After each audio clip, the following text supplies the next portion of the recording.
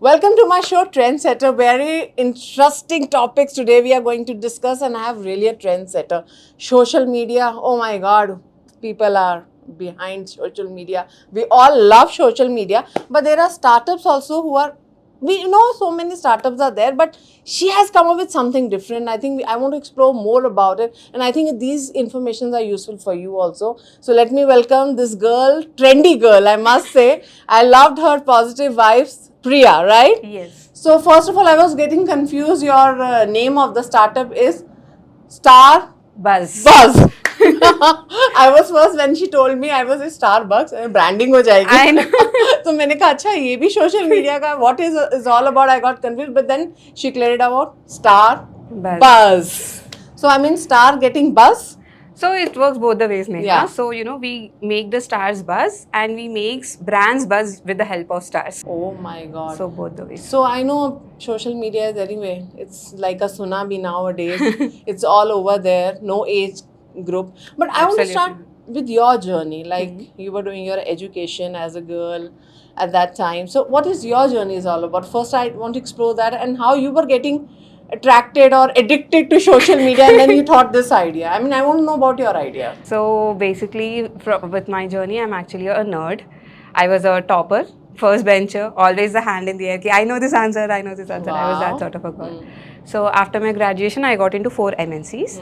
But then I was like, let's not do what everybody does. Let's start working for a startup where I understand the ins and outs and the daily activity that happens in a startup. So I joined in a startup where I was a backend developer. So I was actually a techie there.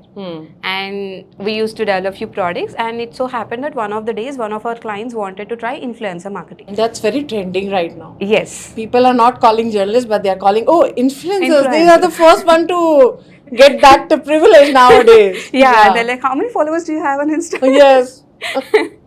So yeah, this happened, and that client had many issues with that.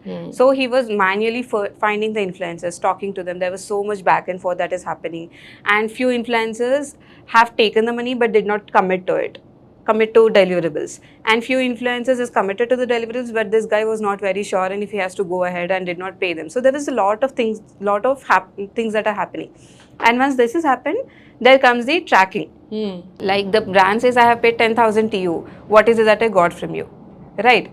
So this measuring of the ROI and everything has become so much hassle, and I have witnessed everything firsthand. But that time only it started, like 3 years back, or like when you were like in your college or what? No, I was working. Okay, you were working. Yeah. But that when you started this idea, like 3 years back. 3 years back. So Okay. this was when I got this idea. Like I being in a techie, I was like, we are in 21st century where we are using technology in everything else.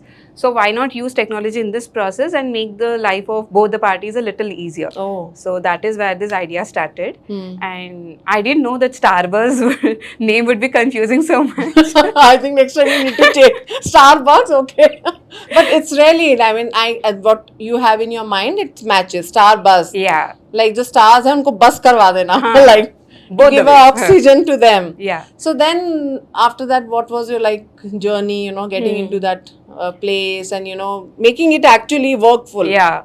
So like you said, what started with a simple idea, we soon understood that we have to do a lot of research, find out who our competitors are, find out how the market is. Like you said, 3-4 years back, it was just getting started. Yeah. So we had to understand how the market is. Will they even receive our idea positively? Are we too early, too late? All these different aspects.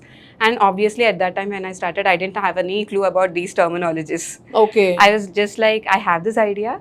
I'm young. Let's start.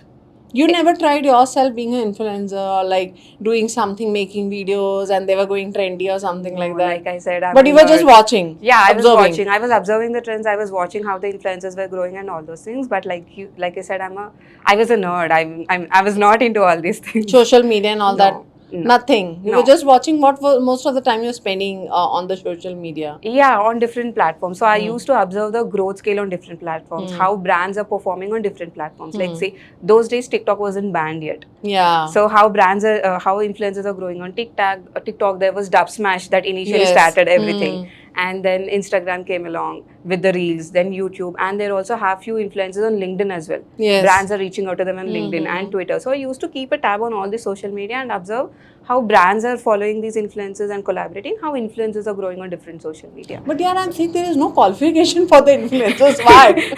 I mean, there has to be something like you just come with a theme and do it.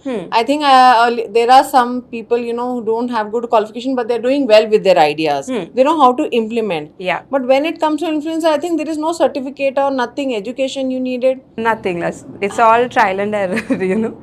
So basically, like you said, they have to have some idea or theme in mind and then go along with it. Find out like what is working, what their audience are receiving more. Like, so there's a lot of details and insights that an influencer has to look into when they want to grow.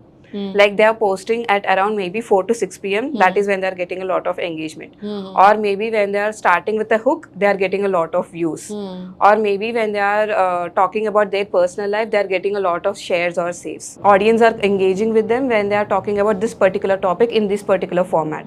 So that's a sort of research and study they have to do about their own content, and they have to, you know, constantly keep inventing themselves. Constantly keep of inventing new ways on how to keep these followers engaged. But how tough it was you to get into this project? Like a startup, you said Starbuzz. What was your Reiki? What was your research personally? So like I said, our research was entirely about two different things. We are dealing with brands, we are dealing with influencers. And that time and even now, there's a lot of communication gap between these two parties. Like influencers want to do well for the brands, and they also are increasing their followers, and they somehow want to monetize it.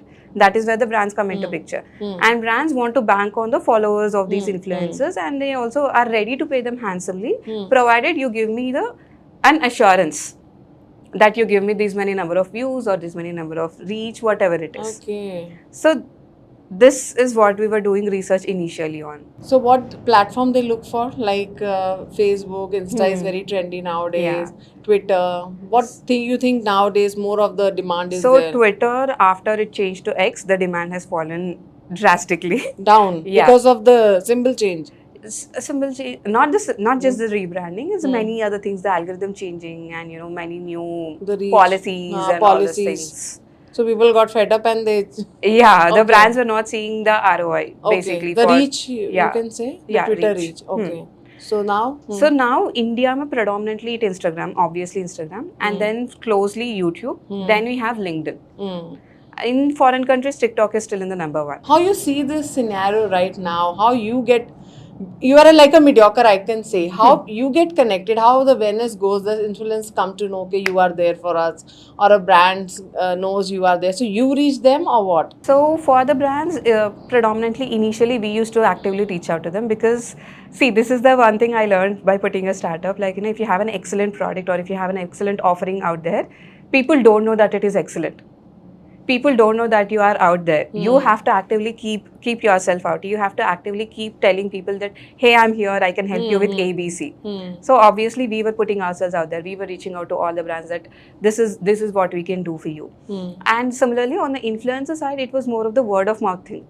Like first the 5 or 10 influencers that got the business from us, they started referring their friends like, hey, Starbuzz is doing something great. I got business from them, so maybe you can get to. So influencers and referrals has worked more, and brands we were actively So how you reaching select influencers? Because nowadays the full crowd hai. So is it a selection criteria is there for you or what? Yeah, obviously there's a selection criteria. So we in-house has built a ML model that tells you different factors. So or fit in a model something. Yeah, in a report. It generates a report of an influencer. And the top metrics that we see are, one is the audience credibility. Meaning, like you said, influencers to bahut zyada ho gaye aajkal. And people also know that brands are paying influencers. So there came many illegal practices of buying followers, fake followers, buying engagement and all these things. So we have built a model that will find out how many of the followers are fake, how many are bot accounts. So that is one important factor that we check and is very important, useful for the brands as well. And second we consider is the quality and the engagement rate of the influencer. How much of their audience are actively engaging with their content. So that is the second thing. And third is the quality of the content. What type of content. So you do research of a background of an influencer, pura social media mein jaake you just follow them or something like that. That we do that best. You do your best. Yes. So how you see this market, yeah? I mean, influencers are really demanding more, or there has to be some agreements or some symptom, or agreement should be there, because okay, when they are saying good, it's good. Sometimes they want to do the opposite. They some I've seen some of the cases where they'll say, oh, this brand is not good. 1 month back they were saying this brand was good. Huh. So how you deal with them? Is any legal things have been maintained? Yeah, legal things are absolutely necessary because, see, at the end of the day, we are dealing with two humans, brands and the influencers. They're both human with emotions, and of course, the legal things are necessary. It goes both the ways. So there are few influencers who got cheated by the brands. Yeah, it's happening It actually. does happen. So not the named or big brands maybe, but then small and upcoming brands, or maybe I don't know, some brands that cheat the influencers, just take the deliverables and then not pay, saying that you didn't do ABC right. And vice versa, like you said, there are few brands that are left unsatisfied with what the influencer has promised and what they delivered. So it happens both the ways. So a proper MOU is required every time we engage an influencer with a brand. I must say, you become a proper, actually, a lawyer, legal lawyer. Then we need in a company or corporate who handles, the employer problems. Or that's a good idea. I'm like, Yeah. because nowadays, directly they're approaching to the brand influencer. Okay, I'm the influencer to pay me this. But in between after that, so much work is there. Yes. Where there is a paperwork, commitments. After that, they just say, okay, we never did anything on the paper. So I think we can say you are the legal lawyer between the influencers and the One of brands. the things we do. Because nowadays every brand wants social media promotion, right? Yeah. So is it a very challenging for you? You find tough, or you find how was your experience in this? How many years now you've been working on this? 3 years. It's 3 been 3 years. years. This is 3 years started. This is So 3 how was your initial days? Of course, there's a lot of challenge, and there's still different challenges. But then, like I said, the challenges and the degree of the challenges have changed. But initially, it was like me and my co-founder are techies. So initially, the challenge was more like we have the product, we have the solution. Now, what do we do? Like I said, that is where I learned that we have to put ourselves out there. So initially, figuring out the marketing strategies, how do we position ourselves, that was the challenge. Then came along, we are getting business. Now, what do we do? Then we have to find the resources. And resources is a very big challenge in startups. Because all the graduates and everybody want to join a well-reputed MNC. They don't want to take the risk and join a startup, or their parents don't want them to take a risk and join a startup. They either go for a government jobs or an MNC. So finding the resources who are talented is another very big challenge. It took us close to 13 months to hire one person. So yeah, these are all the unheard challenges. But so what, somebody tried to discourage you? Oh, what, this is I mean, half of the people were thinking, what was this idea? I'm not getting. Of course. People can go directly and do their work. What the hell, you will do it. Of course. So overcoming all these, disturbance, how you overcome? When people discourage you with your ideas. Of course, there's people that do, because see, we are, like I said, we are constantly in the public's eye. We have to talk about our work, and of course, people say ki what you are doing is, it's pointless. Anybody can do it, or maybe there you have these bugs in your software. Go fix it first. There's many things out there, and it still happens. So one of the challenge again is to be mentally prepared to listening to a lot of negative things I know. about yourself, about your product that you built with so much love, and hearing a lot of no's. So over the time, you kind of get used to it. Like maybe they're coming from a point of view of from their experiences. It's nothing personal. They don't want to attack you or your product. They're just expressing their views. So maybe having that sort of maturity and clarity will help you. And I journal. I write down my thoughts. So maybe that is also helping me in some form.